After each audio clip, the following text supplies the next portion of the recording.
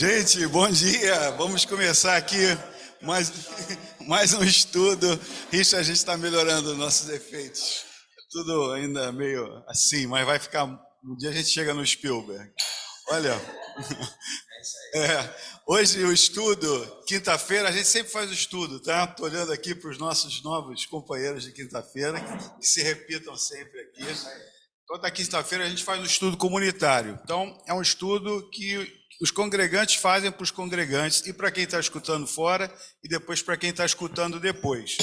E hoje nós vamos falar sobre Kitetse, né, que começa assim muito bem, né, uma chamada de paz assim maravilhosa, quando formos à guerra. Mas quem vai falar disso é o homem de paz, tá? Esse homem de paz chama-se Germano. Ele é o nosso decano, né? Ele que me colocou e me manteve aqui, de certa forma, nesse Minhama, desde 15 anos atrás. E o Germano é um jovem de alma, né? Ele está sempre contestando as coisas. Duvido que hoje não vai ter contestação.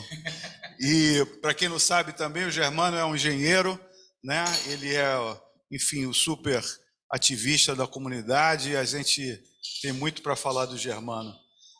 Graças a Deus. É isso aí. Germano, está contigo.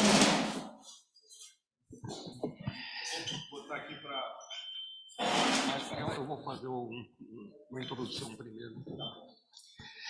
Bom, o Vitor, tradicionalmente, apresenta o responsável pelo estudo. Ampliando a apresentação, esclareço que sou engenheiro aposentado, estive casado 67 anos, atualmente sou viúvo, tenho 2 filhas, 4 netos e 4 bisnetos. Me associei à área em 1984, pouco tempo depois fui conselheiro, atuei em diversas comissões, fui diretor financeiro e eleito primeiro vice-presidente para o biênio de 1999-2000. Em 1991, sob a liderança do rabino Daniel Goldman, iniciamos o Minyan das quintas-feiras, cujo propósito era, após a reza matutina e a leitura da Torá, termos um espaço para debatermos as diversas interpretações da Parashá. Dedico esse estudo à minha querida esposa, Dora, que faleceu em 8 de Elul. Amanhã completará 2 anos do seu falecimento. A Parashá Kitetse pertence ao 5º e último livro do Pentateuco, intitulado Deuteronômio. A Parashá aborda os seguintes temas, entre muitos outros. No enterro dos mortos, você não deve deixar que o cadáver permaneça. No respeito aos animais, deixe ir a mãe e pegue somente a cria. Na recompensa e punição, Plaut, na página 1337, escreve: no pensamento bíblico, Deus é concebido como a recompensar aqueles que fazem a vontade de Deus e punir os que a desafiam. Na proibição de cobrar juros, não cobre juros de empréstimos aos seus irmãos. No divórcio, um homem pega uma mulher e se torna seu marido. Ela falha em agradá-lo. Na responsabilidade individual e coletiva, pais não serão condenados à morte pelos filhos, nem os filhos serão condenados à morte pelos seus pais.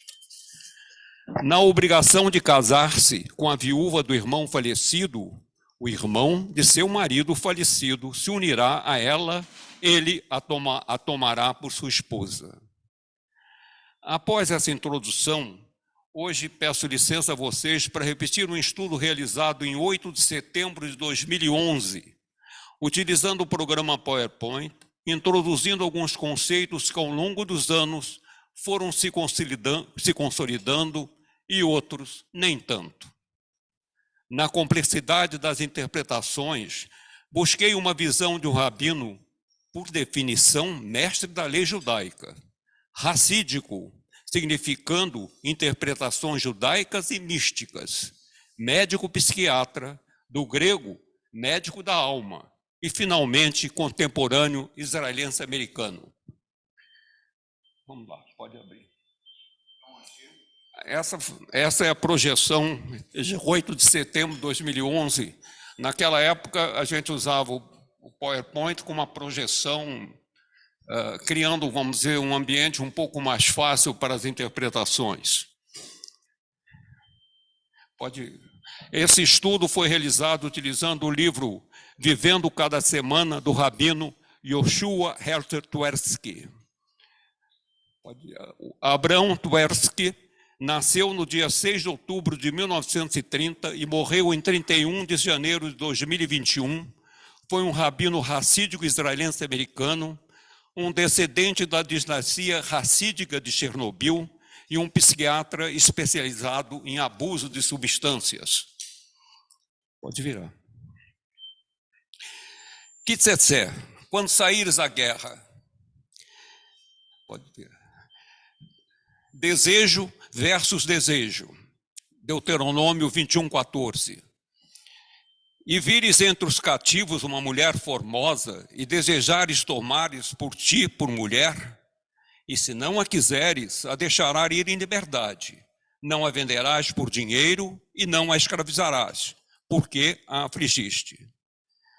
Quando uma pessoa sente um forte desejo por algo, e particularmente se encontra uma míríade de razões para acreditar que necessita daquele algo, é prudente parar e refletir, ou melhor ainda, procurar a opinião de uma pessoa objetiva que não está envolvida com as mesmas intensas emoções.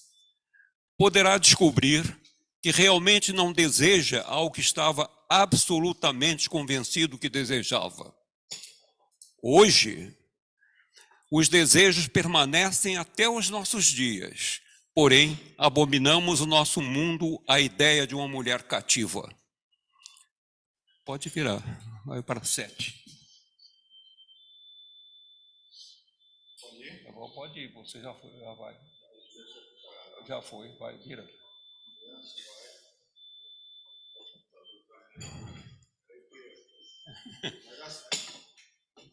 Foi, vira. Vamos ao amor rígido.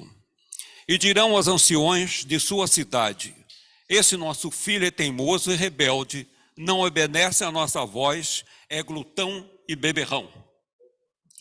Você pode virar. O Talmud diz: estude a lei e você será recompensado. A compaixão na Torá excede muito a consideração com as pessoas.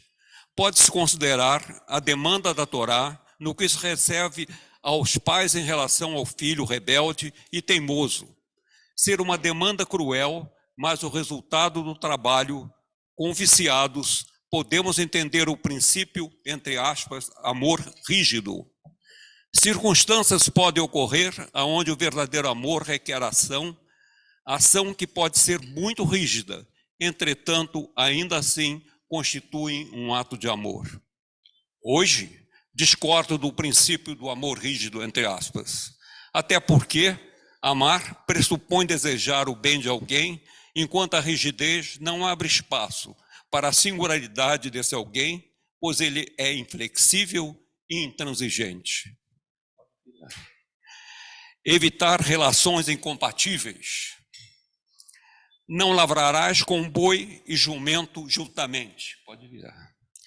É evidente que o Rinur, transmissão de tendências, princípios e leis religiosas do judaísmo, que esse princípio deve ser aplicado para qualquer relação que requer esforço cooperativo, seja socialmente, maritalmente ou ocupacional.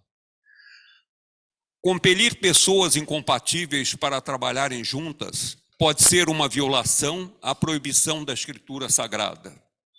Hoje, apesar de que no texto, acredito que propositalmente o maritalmente masculino, ressalto que esse princípio deve abranger homem e mulher. Pode virar. Primazia da gratidão. Não abominarás o edomita, porque é teu irmão, não abominarás o egípcio, porque foste peregrino em sua terra. A gratidão é a chave para o desenvolvimento do caráter e por isso a Torá diz: você deve mostrar gratidão por favores recebidos, mesmo quando se tem abundantes razões para odiar aquele que de qualquer forma foi um benfeitor. Esta é a singularidade da gratidão da Torá. Os edomitas eram os descendentes de Esaú, irmão de Jacó e filho de Isaque. Eles são assim chamados porque o termo Edom aplicado a Esaú. A palavra Edom vem no termo hebraico que faz referência à cor vermelha. Abominar, detestar, odiar, é interessante existir o não abominar na singularidade da gratidão. Pode virar. Deixa a razão prevalecer nas celebrações. Quando um homem tomar uma mulher, mesmo viúvo, não servirá ao exército, nem lhe será imposta carga alguma. Estará livre para cuidar da sua casa por um ano e alegrará a mulher que tomou. Se algum homem vier obrigar seu próximo a dar-lhe penhor sobre a dívida, não lhe tomará um penhor, nem a mó, a pedra moleira, de baixo, nem a mó de cima, porque são as coisas com as quais ele elabora o alimento do homem. Deve haver alguma razão para esses dois versículos serem sequentes. Um casamento realizado com muita opulência e trazendo como consequência grandes débitos financeiros é algo desencorajado pela Torá. No tempo do Talmud, eram os funerais, em vez dos casamentos, eventos extravagantes, podendo uma família enlutada sair da cidade, abandonando o seu morto devido à vergonha de não poder providenciar um funeral apropriado, entre aspas. Rabban Gamaliel determinou que lhe fosse preparado o mais simples dos funerais, alterando dessa forma o costume que prevalecia e gerando o estándar razoável para a média das pessoas ricas.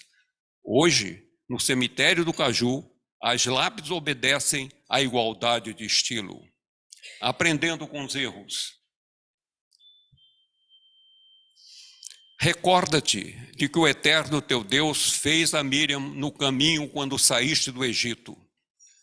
O fracasso de aprender com o passado ocorre acreditando eu sou diferente, as circunstâncias são diferentes, quando na realidade não são.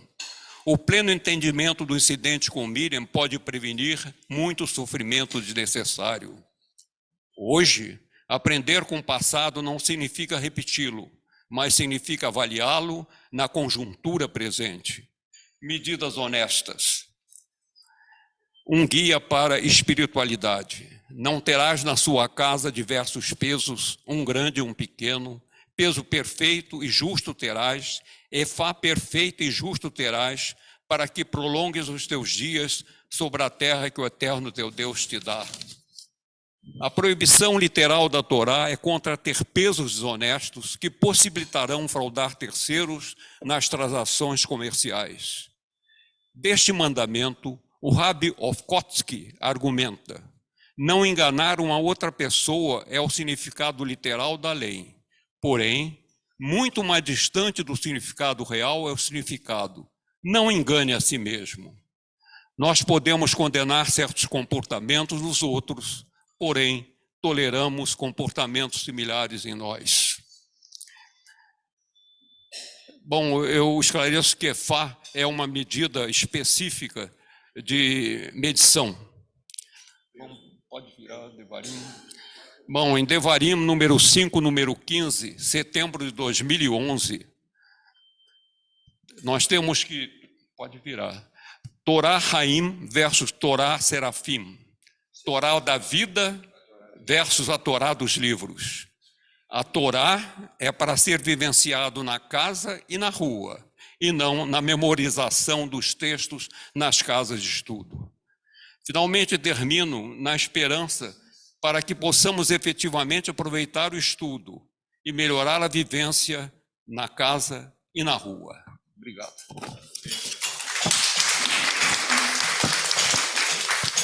Muito bem, Germano, muito bom. Não,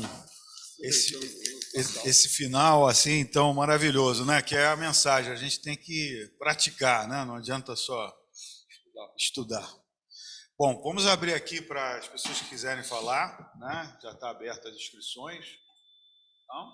Se eu não ouvir bem, começar a falar. Se eu não ouvir bem, vou pedir para você auxiliar. Tá, dá certo. Tá, a primeira coisa assim que me chama a atenção enquanto as pessoas se preparam para falar é o espírito da Torá, nesse sentido do Kitetsê, né? Quer dizer, a conquista da guerra é e continua sendo uma conquista selvagem, né? Uma vitória que... Vídeo que acontece, por exemplo, na Ucrânia hoje, na Rússia, etc. É uma selvageria. Quando, né, você escapa da morte e conquista o outro povo, tradicionalmente é uma selvageria. E a preocupação da Torá em fazer essa selvageria um pouco mais civilizada em vários aspectos, né? Então, por mais que alguns ainda realmente nos choquem, né, o espírito da coisa, o espírito da Torá nessa situação da guerra é realmente conter, civilizar essa conquista, né?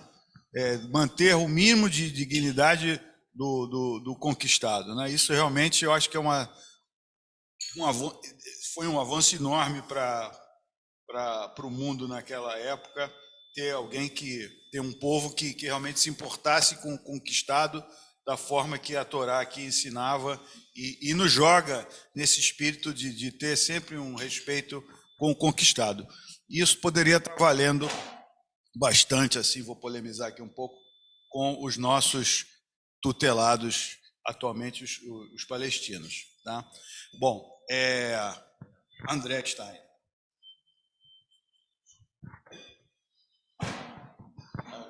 Bom dia a todo mundo. Obrigado, Germano. É sempre muito bom e tranquilizador ouvir você, porque por mais que as questões que você coloca sejam provocadoras, de certa forma é uma provocação tranquilizadora. Essa paraxá, assim, eu sou fascinado por essa paraxá. Eu acho que eu consegui esse ano olhar ela um pouquinho melhor e somando com a sua apresentação, que me chamou a atenção, uma parte que eu tinha visto da questão do não vai trabalhar o boi e o jumento sob o mesmo jugo, porque nosso exercício aqui é sempre trazer um texto antigo à luz à luz contemporânea, né? Pensar apesar dessa paraxá ter questões, como a Torá tem questões de gênero que a gente tem que hoje reposicionar, né? Como essa questão de marido, mulher, pode, não pode, só o marido pode, isso hoje em dia para a gente ficou ultrapassado, mas tem ali algum entendimento que a gente tem que buscar atualizar para fazer sentido. Mas esse negócio do não vai trabalhar o burro e o boi sob o mesmo jugo, para mim é completamente perfeito quando você fala de gestão de pessoas, de fazer com que as pessoas que trabalham no teu negócio, ou se você é responsável por gerir pessoas, você tem que fazer com que as pessoas se combinem entre qualidades, excelências e trabalho e proficiências, para que o teu negócio funcione bem. Oi? Não, e é uma paraxá que ao mesmo tempo, ele é tão objetiva quanto, se você quiser botar uma lupa e ficar olhando o porquê de cada item, né? Quase que cada lei, quando você vê, quando você construir uma nova casa, faça um parapeito para o seu telhado. Assim você não trará culpa de sangue sobre a casa se alguém cair dali. É uma preocupação de você ter uma casa, ter um telhado com risco de alguém cair, então bota um parapeito. Então, assim, essa é uma paraxá que você poderia ficar estudando item por item, e em todos eles, mas o que mais me chama a atenção, vários itens trazem muito para a gestão de pessoas nos negócios de hoje em dia. É isso que eu só queria acrescentar. Bom, o que eu acho interessante para a gente refletir é que o nosso pequeno mundo judaico, você viu que eu trouxe um rabino ortodoxo, e a dificuldade imensa que eu tenho de entender o que é o jugo da religião. Na medida que o ortodoxo se coloca numa posição que obedece a leis divinas e eu não obedeço, como é que eu posso conviver com isso, a não ser aceitando o outro é realmente diferente E muitas vezes o outro não me aceita. Aqui você pontuou o refinamento da ética. A gente sempre fala disso aqui. Essa paraxá é um exemplo clássico do refinamento do refinamento. Zeca, Raul, né? Então, tem a questão. Sim.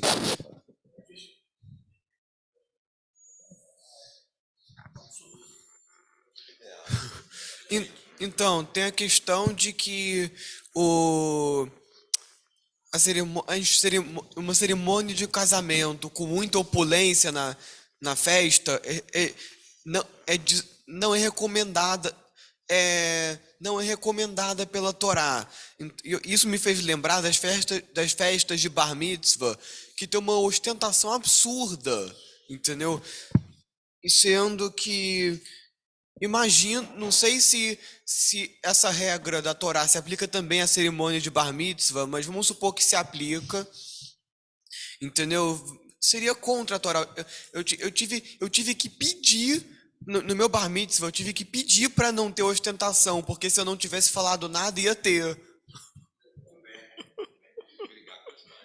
Pois é.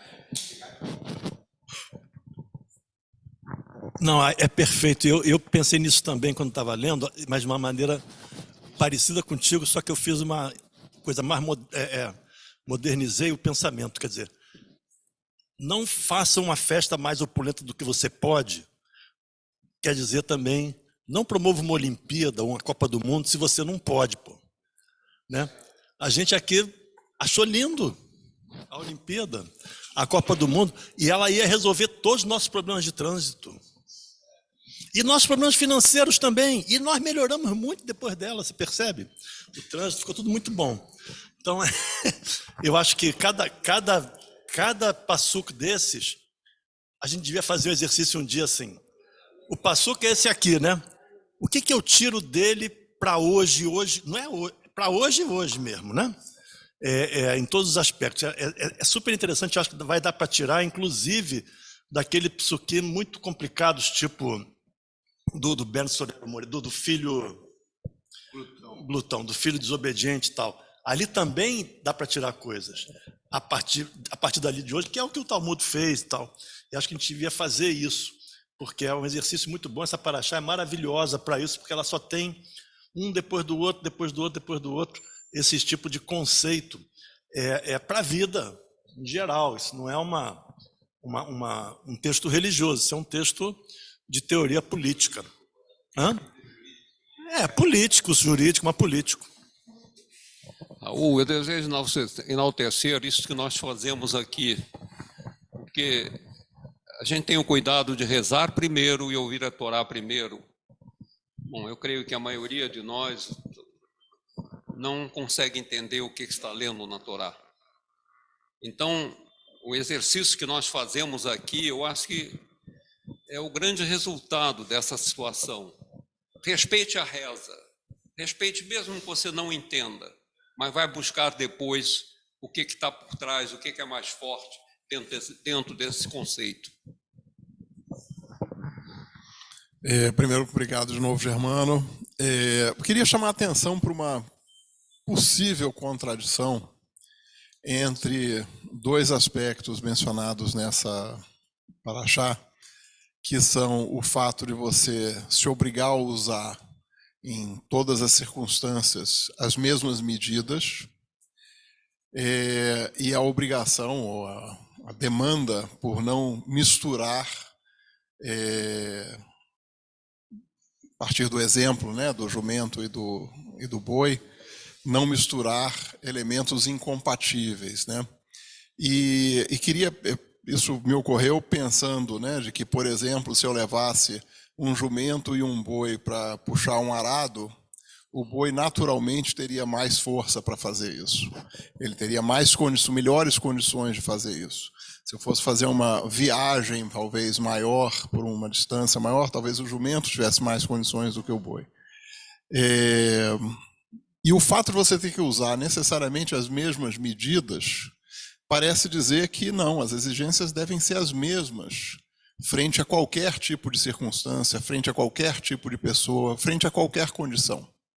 Ou seja, eu vejo aqui um paradoxo que merece ser avaliado entre se nós devemos, de fato, nos portar da mesma forma frente a qualquer pessoa, qualquer situação, ou se, ao contrário, devemos moderar os nossos pesos, as nossas medidas, em função daquele que é o nosso interlocutor, em função daquele que é o nosso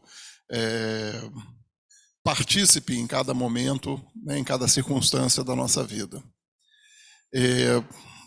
Acho bastante difícil ponderar entre uma coisa e outra.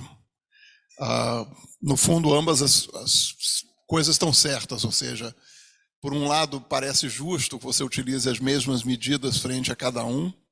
Por outro lado, também parece justo que você modere as suas medidas em função da capacidade do seu interlocutor, né? E talvez a melhor resposta para esse paradoxo seja o que a gente viu na paraxá anterior, onde até mesmo de um rei é obrigatório estudar a Torá. Ou seja, o rei ele não pode ter uma liderança absoluta. Ele precisa estudar, ele precisa estar o tempo todo repensando aquilo que são as leis, de tal forma que ele possa, em cada situação, tomar a melhor decisão.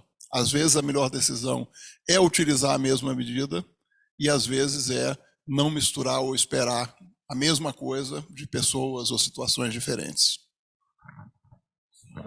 Posso falar? Eu acho que mais importante é a gente entender que o mundo é assim. Não tente mudá-lo. Vamos ter diferenças e a grande dificuldade é como é que a gente lida com as diferenças, mas jamais tentar uma coisa uniforme, igual, que aí seria extremamente, eu diria que quase uma burrice. Mas o que eu acho que a grande dificuldade é como a gente aceita o mundo desigual. E eu tenho a plena certeza que tem grupos que acham que não, que tem que ser igual. E aí que entra a grande contradição. Mas o ponto básico é aceitar o mundo com as suas diferenças, no meu modo de entender. Eu posso falar um negocinho? Não, eu entendi diferente um pouco do Ricardo, mas acho interessante, porque as pessoas não têm que usar o mesmo peso e a mesma medida em circunstâncias diferentes. Ela deve escolher o melhor peso e a melhor medida de acordo com a circunstância, foi o que eu entendi, tá? Mas que você não engane o peso e a medida que você vai escolher para usar. E a partir daí, que eu achei, aí que eu gostei muito do complemento que o Germano trouxe, é que quando você tenta enganar o outro, na verdade você está enganando você, e aí tudo começa a ficar ruim. Toda a relação começa a ficar ruim. Esse é o meu entendimento. O que eu entendi também do Ricardo, que eu gostei muito, que primeiro é reconhecer as diferenças e depois de reconhecer, fazer a aplicação dessas diferenças na melhor circunstância, né? Então, falou-se aqui, esse é um manual de administração, etc. Então, perceber essas diferenças e colocar, olha, esse aqui funciona bem aqui, esse aqui funciona bem ali, ter essa habilidade, né? Assim como o Ricardo bem falou, o boi talvez seja mais forte, mas não chegaria tão longe, e o burro chegaria longe com menos força, e assim a gente pode ampliar o conceito. Vamos passar para o outro lado, aqui Ana. Isso. Aqui a gente está... A gente vai providenciar uma cortina na próxima vez. Tem que misturar um pouco. Pois é. Eu acho que tem que fazer uma mistura aí. Tem dois aqui. Não, eu não sei, na hora que o Germano colocou a palavra desigual, eu acho que nós temos, eu pelo menos eu entendo e eu percebo, o mundo ele é desigual, mas eu acho que o mundo diverso, eu acho que sempre vai ser, no sentido de que cada um sempre diferente do outro, e cada dia nós nos tornamos também diferentes do que nós fomos ontem, através das experiências que a gente tem e tudo mais, né? Logicamente que a essência é a mesma. Mas eu acho que eu pelo menos eu entendo o mundo diverso e é desigual. Mas eu acho que para se tornar um mundo melhor, a gente tem que perceber e tentar que as desigualdades sejam minimizadas. Então, quando você falou como é que se diz, em desigual, eu trocaria esse desigual por diverso. Eu não sei, entendeu? O conceito de diverso e diferente, como é que foi colocado?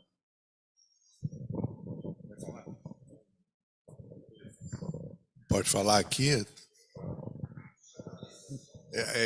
São duas coisas que eu queria ressaltar na brilhante exposição do Germano. Uma é sobre a Torá que está no livro e a Torá que é a da vida. Então, ambas correm juntas, mas não são duas, é uma só.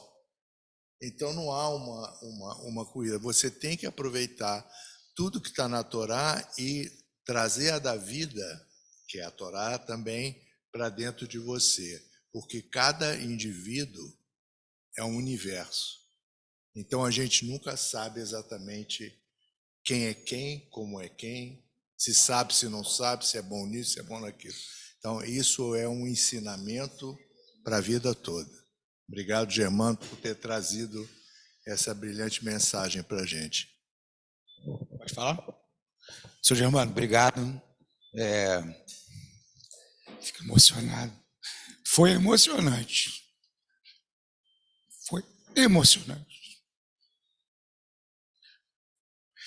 Eu acho que o mais difícil, pelo menos para mim, é levar o que eu aprendo aqui no Torá para o dia a dia.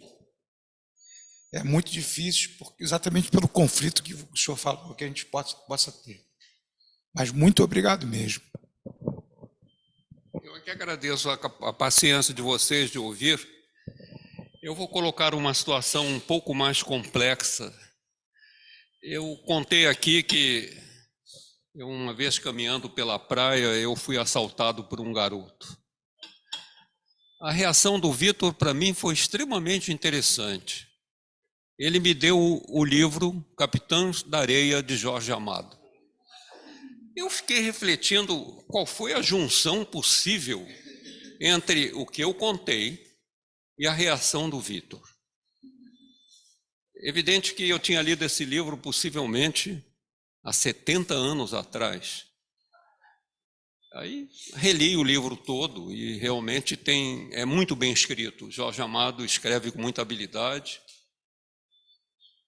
E aí eu fui conversar com a minha filha e eu comecei a falar assim: eu estou perdendo o direito à minha liberdade de andar, que absurdo.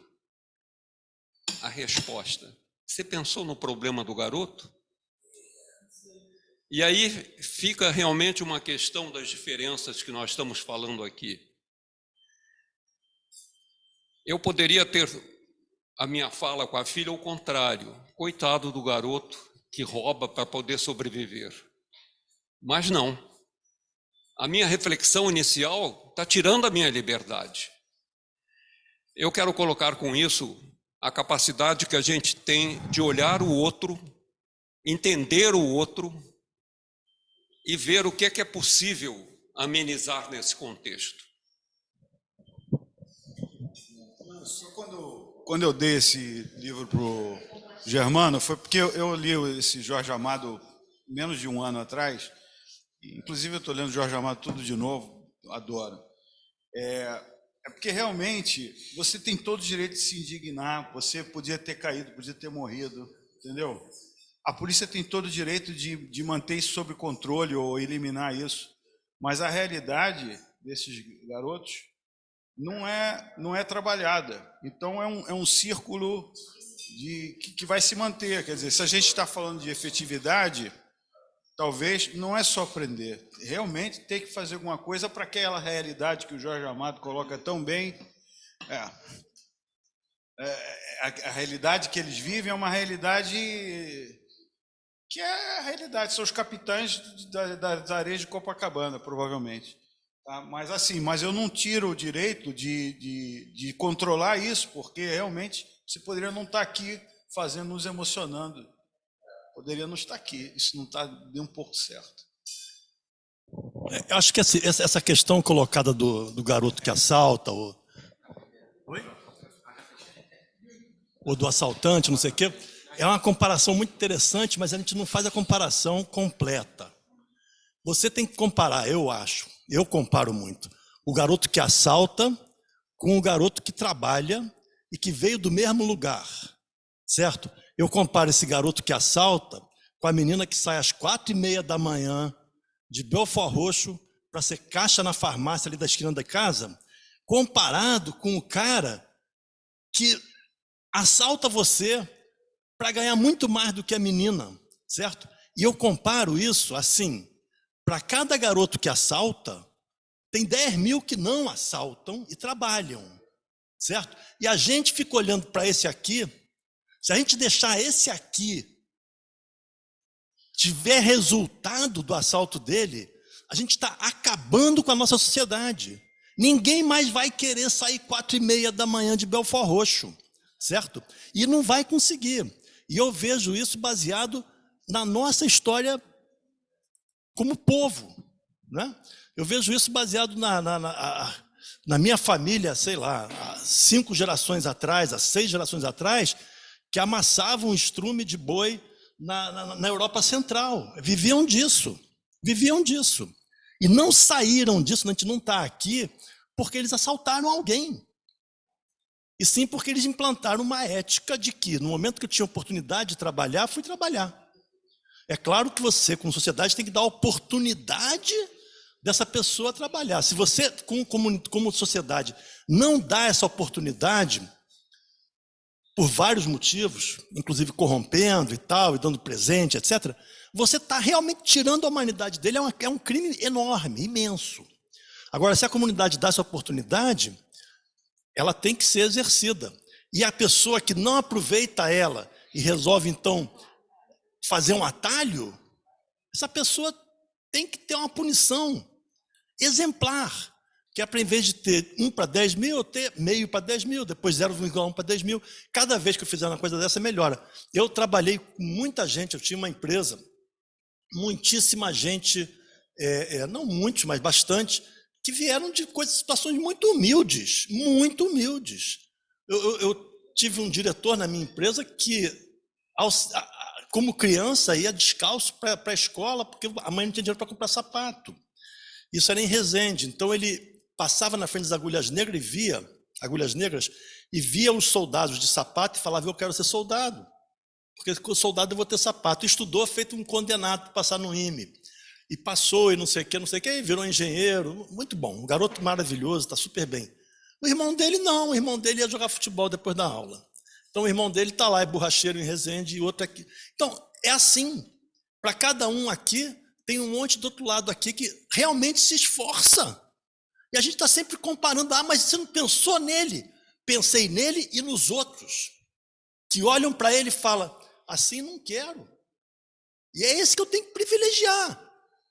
Não, a gente olha e fala: não, aqui, ó, esse cara aqui está desesperado. Certo, ele está desesperado, ok? Mas ele se colocou nesse desespero por quê? Por quê? Falta trabalho no Brasil? Não falta. Falta riqueza no Brasil? Não falta. No mundo, em alguns lugares sim, em outros lugares não. Então, a comparação tem que ser essa também. Não falta nem trabalho nem emprego. Todo mundo quer trabalhar aqui, vai ser recompensado, não sei o quê. É desigual, o mundo é desigual. Graças a Deus, se o mundo fosse igual, a gente não estava aqui. Estava todo mundo ainda pastando, porque primeiro o cara que resolveu inventar a agricultura criou uma desigualdade tremenda no mundo. Mas a gente está aqui por causa disso, por causa dele. Certo. Olha, o Zeca vai falar, não sei se o Germano quer falar alguma coisa.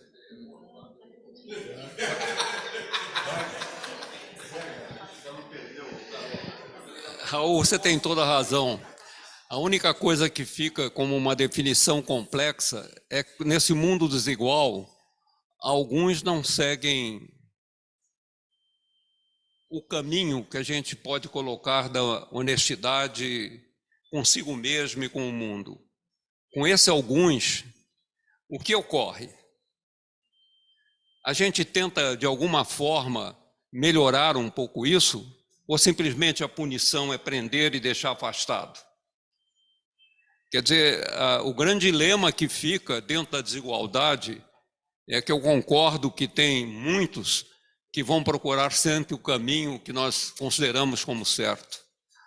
Agora, uma criança ou um adolescente que perde a família, que perde os pais, que não tem amparo nenhum, não tem nenhum caminho que possa introduzir a uma coisa melhor, a não ser o tráfico de drogas que vai lhe facilitar as besteiras que ele necessita, como um tênis importado.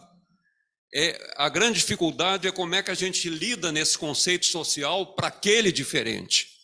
Para aquele que faz o caminho que nós consideramos honesto, é fácil a compreensão.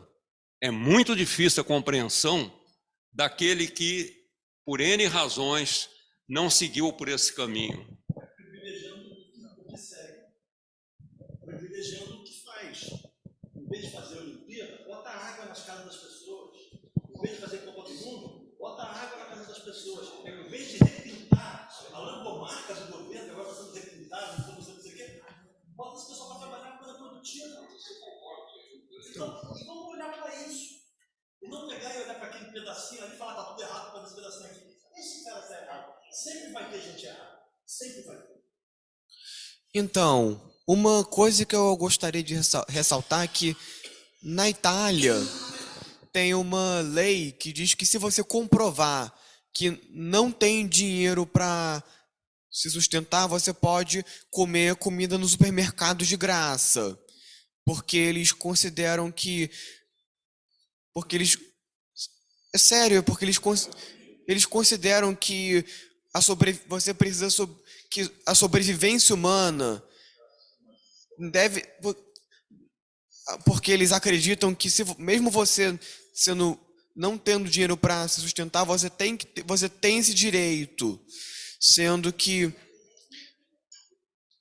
E quando se trata da questão do... Você falou da questão de quem se esforça e de quem não se esforça, e que isso faz toda a diferença, certo? E que tem moral e que não tem moral, sim.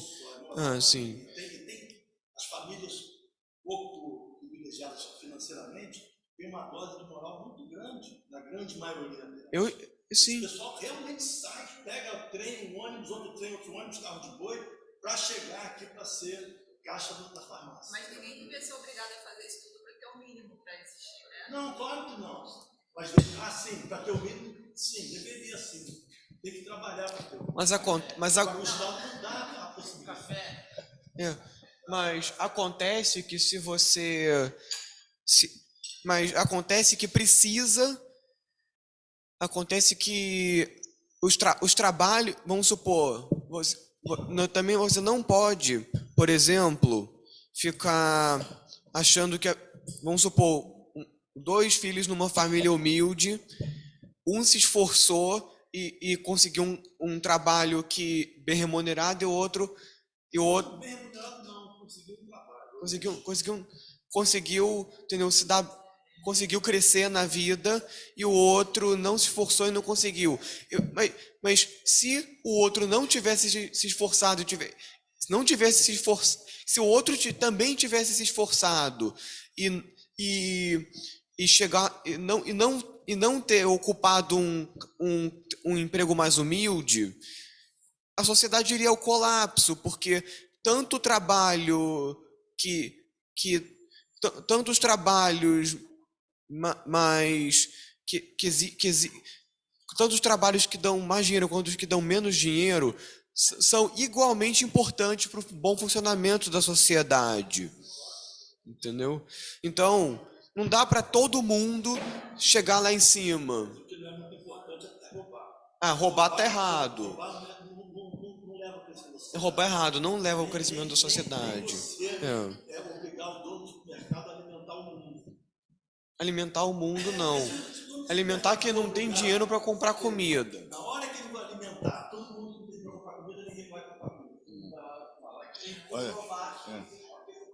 Não dá, dá para falar sim. Não, eu só queria aqui falar de uma coisa interessante, né? Por que que a gente beija a mezuzá, né? Por que que a gente beija a mezuzá?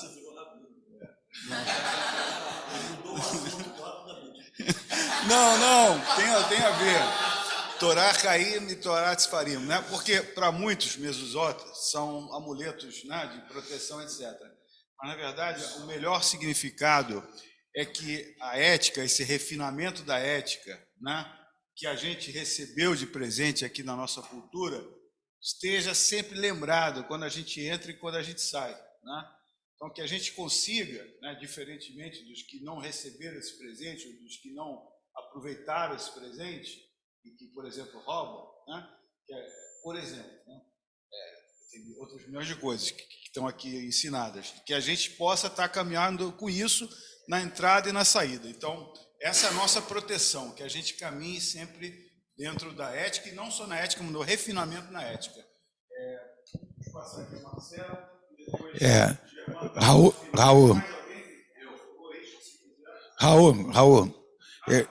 só rapidinho. Raul, eu só discordo de você no seguinte, é exatamente o que a gente estava comentando aqui.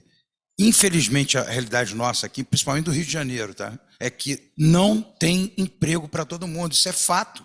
Pode fazer qualquer pesquisa de qualquer lugar, você vai ver que não tem. Não existe isso, Raul. Não tem. Isso não justifica o cara pegar e roubar, tá? Não justifica. Tá bom, então tá bom. Não vou querer polemizar, só estou falando que é fato. Fato é fato, não tem. Pô, 300 milhões de pesquisas, é só olhar. A pesquisa sabe o que teria sido feito se você não tivesse um governo que proíbe as empresas de crescer?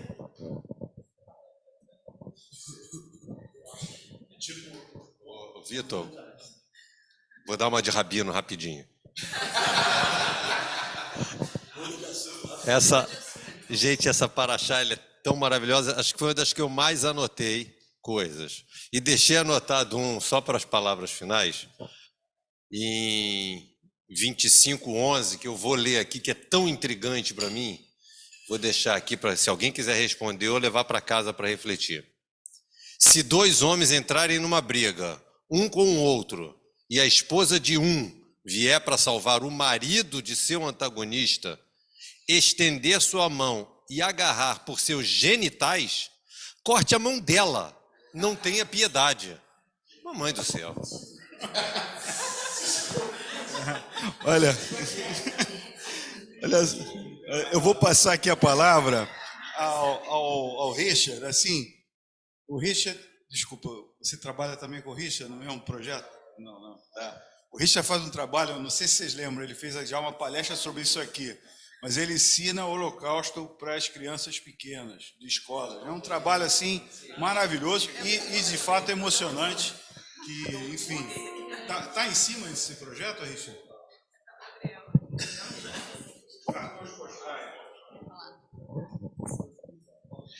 Eu trabalhei com testemunhos postais de história, bom dia a todos. Uns me conhecem como Gabriel, outros como Richard, porque meu nome é Gabriel Richard. Acertou. Eu trabalhei no Testemunhos Postais de História, que foi um projeto do ano passado, que a gente, né, enfim, coletivamente, um projeto encabeçado pelo Centro Cultural Mordechai Levitt, né, do Ashomeret Sair. Nós íamos nas escolas municipais para falarmos sobre o Shoah, né, e foi um projeto muito emocionante, tivemos resultados incríveis e conseguimos mobilizar jovens e adolescentes para entender o tema, né. Além disso, eu também atuo no Memorial às Vítimas do Holocausto. Convido a todos e todas a conhecerem. Quem já conheceu e conhece pessoas que não conheceu, por favor, leve essas pessoas lá para a gente fazer uma visita imediata. Será um prazer. Não querendo ser redundante, mas voltando ao debate, eu estava adorando tudo que estava sendo trazido, e eu acho que um elemento assim que deixou de ser considerado quando a gente está falando de Brasil, quando estamos falando do Rio de Janeiro, para além de todos os fatores, né, econômicos, sociais, políticos, é um fato que atravessa a sociedade brasileira em sua história, que foram os quase 400 anos de escravidão, não é? Isso é inegável, nós não podemos deixar de falar sobre isso quando estamos debatendo sobre desigualdade na sociedade brasileira. E, além disso, é importante também mencionar que essas pessoas negras, que muitas delas acabam se submetendo a situações de calamidade, né? Enfim, jovens e crianças e adolescentes, né, largados às ruas, né, em situação de rua, muitas dessas pessoas estão lá por conta dessas oportunidades, foi até mencionado aqui, né? E quando muitas vezes estão escolarizadas, preparadas, enfim, com um currículo muito bem elaborado, né, por conta da sua capacidade intelectual e tudo mais, essas pessoas são impedidas de entrar no mercado de trabalho não por falta de capacidade, mas por conta do racismo estrutural, que muito é falado e debatido, não por mim somente, mas por intelectuais sérios do Brasil, incluindo o atual ministro dos Direitos Humanos do Brasil, né, que fala sobre isso, é um especialista no tema, assim como outros intelectuais, e posso citar aqui uma judia, né, do Sul, que é a Lia Weiner-Schuckmann, que trata do tema, né, sobre mestiçagem, enfim, e dessas relações raciais que muito afetam a população negra, que é a maioria do país, né? E aí, só para mencionar um outro valor judaico que muito nos interessa aqui, é o valor de Tikkun Olam, que é o conserto do mundo. Então, acho que essa paraxá faz a gente entrar em muitas camadas, não é? E ela é muito boa, porque, enfim, traz muitos elementos, como foi também mencionado aqui, jurídicos, e que acho que o tema de Tikkun Olam é algo interessante para esse debate que foi se desenvolvendo, para nós pensarmos qual é a nossa responsabilidade nisso tudo. Não é só uma questão de emprego, não é só uma questão de o governo atual ou não para facilitar a vida dessas pessoas com programas sociais de assistência, mas é nós pensarmos como nós, enquanto cidadãos, enquanto judeus e judias, podemos atuar para reduzir essas desigualdades que faz com que pessoas como a gente estejam distantes, né, do mínimo, que é um direito à educação, o direito à saúde, o direito à água, o direito à moradia de qualidade. Então, acho que Tikkun Olam é algo que pode nos ajudar a pensar nesse debate acalorado que se tornou, né, a partir dessa paraxá. Obrigado pela palavra.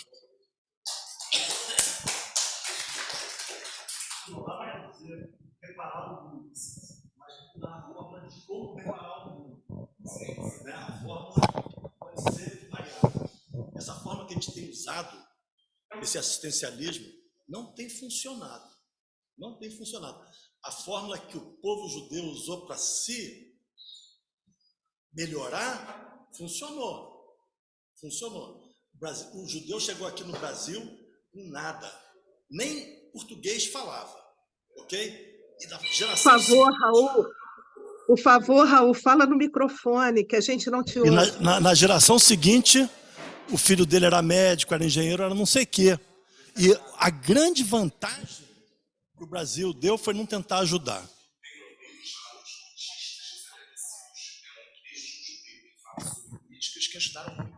Isso. Que ajudaram muitas pessoas judias a se política de Estado no Brasil? Então, não política de Estado do Brasil, especialmente aos judeus. Mas ele fala de que forma pessoas judias também, né, conseguiram desenvolver. Que é isso? O Getúlio Vargas, em 38, proíbe a entrada de judeus no Brasil. Mas depois, quando há essa entrada de judeus aqui, né, muitos já escolarizados, outros não, né, tiveram que começar do zero, mas haviam associações beneficentes, né? Esse senso comunitário ajudava. Havia, né? De judeus, de coreanos, de japoneses. Com certeza. Funcionava. Quando o Estado tenta ajudar, está tudo errado. Sim, pois é. Mas, enfim, é um debate que a gente pode conversar depois. Vamos. Nessa questão de reparação. Eu acho que falar um pouco sobre a relação, né, da vida judaica com a vida da sociedade mais em geral. Eu acho assim que a gente tem muito pouco tempo de política de reparação para saber assim os rumos que os indivíduos que estão sendo beneficiados, tá, pelas políticas de reparação, o tempo que eles vão ter para, ao mesmo tempo que eles são indivíduos, eles puderem ter a oportunidade de trabalhar como sujeito coletivo, com uma identidade específica, entendeu? Então, está errado porque cada grupo vulnerabilizado em determinado momento histórico tem a sua especificidade de como estava vulnerabilizado, mas do que dispunha.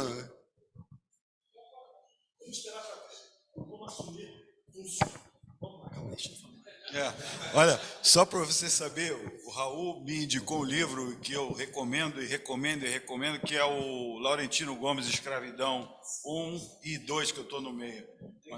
E o 3 também, né? Mas o Raul me recomendou isso, te muda completamente. Germano,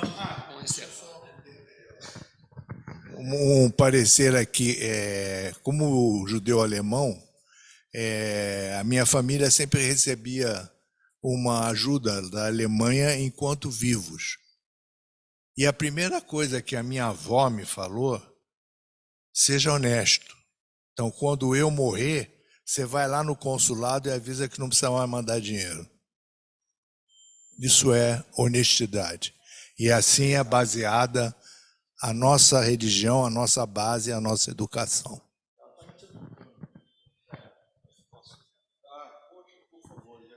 Bom, para encerrar, só para a gente descer um pouco o tom, eu quero colocar que o que nós fazemos aqui é uma herança extremamente preciosa para nós. A gente tem a capacidade de ler um trecho que você leu que parece absurdo, tem coisas que são muito bonitas. A nossa capacidade de refletir, aproveitando essa herança milenar, eu acho maravilhoso. olha, a gente tem que só agradecer, tá, a tua presença e, enfim, eu fico sempre assim, tá? Em nome de todos, obrigado, Germano, pelas tuas contribuições e pelo teu espírito assim jovem e contestador que nos inspira demais. Esse jovem aí, eu estou gostando. Não há quem não diga que o Germano é antigo. Alguém diz aqui, impossível. Bom, é isso. Então vamos terminar aqui, né, desejando boa quinta-feira, Shabbat Shalom antecipado e algum anúncio assim importante que a gente precisa dar. Venham no Shabbat amanhã, né? E amanhã é Shabbat. É isso. Tudo de bom, gente. Cata Amazon, cadê?